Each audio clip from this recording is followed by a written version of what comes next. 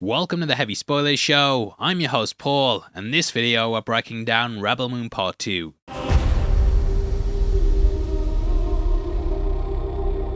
The new movie is now out on Netflix, and in this video we're going to be talking about everything you need to know about it. Last time we saw Atticus Noble arriving on the planet Veldt looking to stock up on supplies while he hunted rebels across the Imperium. Arriving in a village, unbeknownst to him, was one of the most fearsome fighters in the galaxy. That is Cora, ex-bodyguard of the Motherworld's Princess Issa, who had special abilities that made her probably the most important person in the universe. She and her family were assassinated, and a figure known as Belisarius was then declared the regent. Atticus ended up killing the village leader, and he demanded supplies that would lead them to starvation. Thus we watched as Cora headed out with co-villager Gunnar in order to recruit forces that could help in their fight against the Imperium. Betrayed by one of them, we saw as Atticus was seemingly killed, and ended with him being resurrected. Told by Belisarius that he had to bring Cora in, we closed out with her gang returning to the village. Now that should be you roughly caught up with the world, in case you don't remember what happened last time. As for this movie, I'm gonna get into it now, so heavy spoilers ahead if you don't want it ruined. As always, please hit the thumbs up, and make sure you smash subscribe for videos like this every day. With out of the way, huge thank you for clicking this. Now let's get into Rebel Moon Part 2, Electric Boogaloo. Now we pick up immediately where we left the first one off, with Commander Cassius going to Atticus' resurrection. Informing him that the Scargiver Core is on Veldt, we watch as the Imperium head out to the planet. Similarly, we pick up with Cora's gang returning to the village, where we left them last time. I went back and watched the first part to get myself up to speed, and I think you can easily just watch these movies back to back, if you're enjoying it. Now in order to discuss the ending, I think we have to discuss the central character teased at the end of it. We discover that Issa's influence went beyond just healing dead birds, and she'd actually changed the moods of those around her. This included her father and his bloodthirsty ways, which had led to most of the galaxy being subjugated to the Imperium. I don't know if it's a comment on the youth perhaps altering the mind state of the old, and maybe coming in with a more hopeful demeanour. I'm 35, mate, so I've kind of grown a bit cynical, and I often wish I had that optimism that I had 20 years ago. Not sure if I'm reaching with that, but it seems like a comment on generations dressed up in a fantasy. It could also be on how we watched many empires dissolve over the last century, with even Britain giving up lots of its territories. He no longer wanted to conquer, and he named the first vessel in her peace tour the Peacemaker. However, Cora was instructed to kill Issa due to her dismantling the war machine. Cora couldn't betray her dad who ordered it for reasons, and thus she had to kill Issa. Bursting forth pure light upon being hit, we watch as she died while the band played on. The guys say, "Don't stop. Really good job, guys." And she died, or so well it seemed. We learn in the end that Issa survived, likely due to her ability to heal and resurrect the dead. In her moment of death, her powers came forth and probably ended up healing her. Before death, she forgave Cora, and it's this goodness within her that all her abilities stem from. I did say in our part 1 breakdown that I thought Sam might be here, but add another L to the theory time because we got it all wrong. Resurrection though is a big thing thematically, and Atticus works as the perfect antagonist when you think about Issa. Both were killed by Cora, but both were returned. Whereas Issa forgave Cora, Atticus doesn't, and this sends him down an even darker path, while she went to the light away from the conflicts. Also, I wondered if Issa was a Star Wars reference, because Jar Jar used to say it all the time. Anyway, Belisarius pinned her as the assassin of the royal family, and he then fled to Veldt. Now, similar to how the first film started, we watched the villagers offering food and drink to the newcomers, but unfortunately, the news of Atticus' death was greatly over-exaggerated. It goes down worse in a Joss Whedon comeback interview, and the villagers have 5 days until the Imperium come, so we're gonna need a montage. In any sport, if you want to go from just a beginner to a pro, you need a montage. Training against scarecrows and building Home Alone traps, they also use Cora's dropship in the fight. Now, putting on my critic hat, I did think the movie took a bit long to get going, and I do wonder if these two parts could have just been one.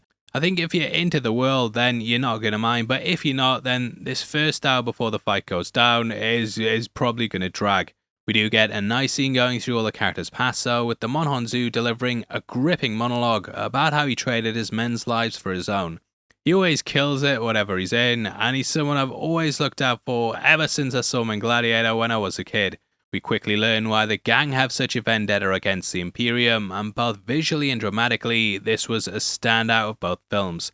Honestly, kinda wish that these stories were the first movie, and I think that Snyder might have had these spiraling ideas, set pieces and environments that would have worked really good as standalone shorts. That's what I felt about the spider scene in the first one, with that being another great standout. However, to me at least, it didn't really feel like it was part of the same film, and I feel like the guy had some great ideas for a scene. However, I think the issue came in trying to tie these all together in one narrative, and though they look really cool, they don't feel as cohesive. I think with the movie, that there should have been stuff that they let breathe that would have been great to spend more time with, but instead we're getting longer scenes of things that are less interesting aspects of the story. And look, if you've been following the channel for a while, then you'll know I like Zack Snyder, but yeah, I just felt this film missed the mark a bit in terms of where I think the focus should have been. Obviously, Netflix kind of forced his hand on it, and I'll talk about those director's cuts later on in the movie. Pacing-wise, though, things finally get going at the hour mark when Atticus arrives, with Ed Skrein chewing up the scenery with his most villainous performance. I did wonder why they just didn't destroy the village, even if it would destroy the grain, but they later explain it's all part of a bargaining chip. Offering to hand herself in, Gunnar goes by his namesake and grabs Cora's weapon to announce to the villagers the fight's on. This was an important move for the character, as he's kind of the one who got them in trouble in the first place. Now it all kicks off, and it allows Snyder to do what he likes doing, which is some solid slow-mo fight sequences that happen with all the characters. I did feel like they were a bit overly reliant on it, and though it looks cool when it's used sparingly, I think its overuse kind of takes away from the impact of some of the things that happened. Either way, it's basically nature versus imperialism, which is a battle that's played out across a number of franchises. That's happened in Star Wars, Lord of the Rings, and so on. Now, while the battle goes on the ground, we see as Cora and Gunnar sneak aboard the Dreadnought using the old ship. The Imperium might have worse aim than the Stormtrooper, but I like the contrast to the ground battles in the ship. Seeing Jimmy duke it out while Cora has a killer corridor sequence was really well put together, and I wish we'd got more stuff like this in the first hour. Like, give us a Jimmy movie, just give us that.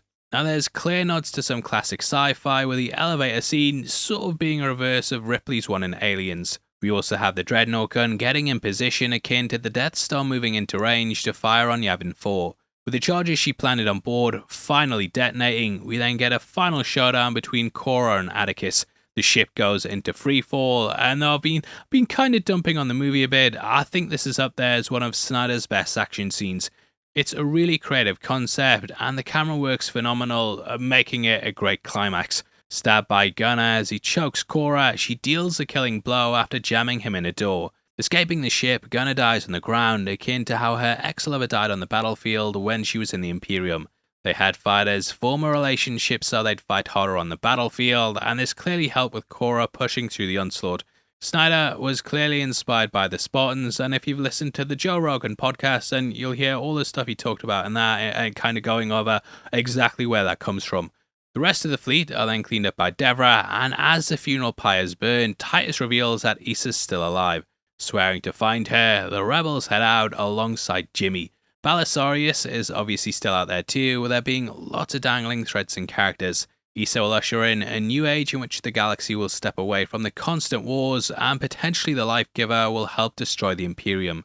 This idea of returns and rebirths lays throughout the franchise, as initially Issa was thought to be the reborn ancient queen. She's also prophesied to end all wars and usher in a new age of peace for the realm. Obviously, that leaves things open-ended, and it means that we could get further stories down the line. Now, going forward, Zack Snyder's teased he has plans to make 4 or 6 installments. He said he's eager to make a third film, but that he's waiting on whether Netflix will allow to go forward or not. He said fans need to hit that double thumbs up, so 1 for this video and then 2 over there, and if they get enough, they might go forward. However, he still talked about what he wants to do, and when talking with Radio Times, he said, 4 or 6 movies, depending, I guess, it's whether or not every time we make one of these, we make 2, that's the question. So I think that 4 comment means that part 3 might be split up into 2 parts like this one. 6 in total would potentially be 2 more 2-parters, and then whether they do director's cuts on top of that, we could end with 8 films in total. It's pretty crazy, and I will talk about my issues with the whole putting the cart before the horse thing and announcing there's other versions before this is even released later on in the video. Snyder has stated that he already has ideas for the next one though, and that teaser at the end definitely leaves things open. Collider collected a lot of the interview with Radio Times, and a quote that stuck out to me was, "We absolutely have the story all set, we did all that work. We wrote a treatment for the movie, so we'll see how we go ahead." Now, I do wonder how they're going to handle it, because say this does badly, but the director's cut does well. Do they just move forward with part 3 as a director's cut thing on its own, or do they do 2 versions again? Obviously, I haven't seen the part 1 and part 2 extended versions yet, but I kind of hope that they just go with one. Please! God damn it! Now, as for my thoughts on the movie, I think I touched upon it quite a lot in my last video, but I think the way Netflix have approached this have made it so they've shot themselves in the foot a bit.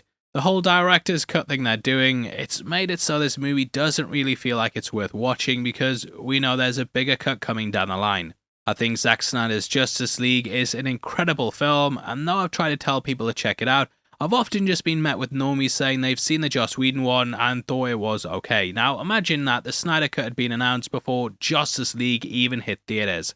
You'd be constantly wondering what was cut out and why Henry Cavill's face looks so weird. That's kind of the issue I have here as well, because I can see the potential. However, in the back of my mind, I'm wondering if the problems I have already been corrected. They just happen to be in that bigger, longer cut. I will be watching that, but yeah, it kind of deflates this one a bit, and Snyder said it's going to feel like a different, over-the-top version compared to what we got today. However, I think it's going to be difficult to sell, because going back to that Justice League comparison, you're kind of telling people to watch what many might see as being the same movie, just longer. So they won't give it a chance, and yeah, it's such a weird way to handle it. I still think that Netflix were trying to create their own Snyder Cut movement around this, but it's a manufactured one that isn't fan-driven. Snyder actually talked about the strategy with Joe Rogan and how they kind of compromised with 2 versions. I'll play that clip in just a bit, but it really has me just wishing they'd focused on doing the one version, made that as good as they could, and piled all their efforts into purely just that one. Director's cuts are something that normally come years later, and they should be restricted to the most extreme cases. Making one from the start just seems it's a bit weird. But yeah, here's the full clip so you get the full context. Deal I made with Netflix was, they said, I wrote this script and I said, this is the script I want to make. And they said, that is insane. And I said, yeah, but it's like heavy metal, but in, live action. Yeah. And they were like, yeah. Is there any way it could be PG-13? And I was like, well, if it's PG-13, it kind of misses the whole point a little bit. But I can imagine that, for a mass audience and for viewership, that seems like the smart way to go. I go, what about this? What if take this script, I make you a PG-13 version that you can just blast into the world and hopefully as many people see it as possible. And then you let me, as a bonus, you just let me make this version exactly as I think. And they were like, okay, that sounds cool. So coming at the end of the summer, you'll see my 2 3-hour versions of Rebel Moon that are hard R-rated, the hardest. What you wanted to do. Which I exactly wanted to do. So they said, yeah, go do that. And so they were able, because normally when I do this, director's cuts, which is a thing now I'm weirdly famous for, the director's cuts were always an answer to a thing that the studio made me do, right? Here's my movie. They're like, yeah, we really want you to cut these parts out because they're not cool. They're like, the movie's too long or the movie's too violent or whatever. And I would be like, wow, really? Because I really think that's kind of the why of the movie. And they'd be like, no, it's really important. The focus groups told us that they don't like that, so take it out. So I'd take it out, but then I'd go I'd go over to home video right across the street, and I'd be like, hey, guys, you want another movie to release? Because I got the shit. And they'd be like, absolutely, whatever you say. Because, at that time, there was a huge market for directors. It gave them a second kick at the can in home video, right? So they would be like, that's so cool. We get a whole other movie to market that never before seen footage. Right. It just feels like a cool thing. And so that was how I've always done my director's cuts, always as a response to what the studio was telling me couldn't be in the movie. Because I never planned. I would always go into it bright-eyed, oh, everyone's going to love this. Including, the studio, when you see my cut, you're going to think it's amazing. And they would look at it and go bro, that's, no, this is too much. And so that's where my director's cuts kind of, as a practice, were born. It was born out of that, me needing to show the world what I intended originally. And so, by the time now that I've got to Netflix with this Rebel Moon movie, and my sort of the mythology around my director's cuts was kind of a thing, especially with Justice League, as you can imagine. They were like, you know what? Why don't we do a director's cut as part of the process rather than as a response to it? And I was like, that's really smart. Like, that's really cool, because in a lot of ways, I totally get the economics of making a PG-13 version of this insane genre movie, because what I'm asking, from a budgetary standpoint, is high for like a boutique-y space movie that's a heavy metal comic. That's like people who love that will love it more than anything else, right? If I can land that, they'll think it's the coolest thing ever. But like for a mass audience, it might not be exactly what you would imagine. So I'm like, I can do both. So yeah, it's a bit weird to watch this movie back, and as for my thoughts, I felt like it suffered from the same problems that the first one did. There's weird pacing issues where we kind of give focus to certain things because they're integral to the plot, but we don't give other integral elements the time that they deserve. It feels like they said, right, well, we can skim past that part and people can kind of just fill in the blanks. So what we're left with is a movie that feels a bit imbalanced because you've got things going by at breakneck speed while we spend a lot of time on other things that should weigh just as much as far as the plot's concerned. Now visually, I don't think you can fault it, and as always, Snyder's strong suit is Snyder's strong suit. They do spam the slow-mo a bit at points, but in terms of the way the movie looks, it's difficult to really slam anything on screen. I still think Snyder's the best in the business when it comes to composition, and you could probably pause a lot of this movie and have it as a poster. There's lots of really great corridor and trench scenes, and design-wise, it all pops off screen. Jimmy is one of those characters as well that's just like a standout on so many levels, and aided by Anthony Hopkins, he feels unique in a genre that can often be derivative. I know I kind of ragged and ranted about the whole director's cut situation, but I do feel like there are things here that will make me check that out. Just kind of wish that's what we were talking about today, and yeah, again, the whole releasing two versions of it doesn't make much sense to me.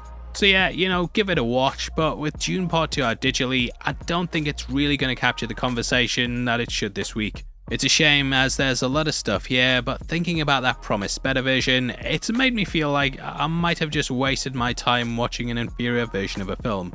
I think by now, you'll know if you like Zack Snyder movies, and you'll know if you don't. Personally, I do, but I prefer when he's let off the reins, and yeah, hopefully that other version improves the issues I have here.